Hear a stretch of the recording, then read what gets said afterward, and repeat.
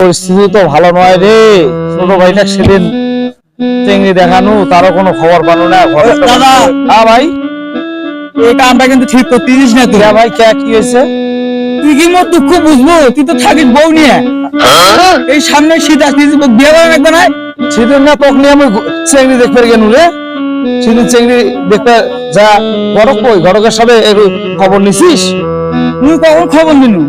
খবর নেওয়া লাগবে, ঘটকের দেখা পেলে একটু জিজ্ঞেস করিস তো কি হলো। আচ্ছা, দেখা পালি কোমালা ঘটকের পাইলি হলো। দেখবে যে অনেকবে আজকে সালার বাজার, কালকে হলো ওই দুর্গাপুর মন্ডল পাড়া। ঘটক না? হ্যাঁ তোর খুঁজতেছি কখন হলো জানিস? হ্যাঁ তোর জ্বালায় নিয়ে বাঁচতেছ না।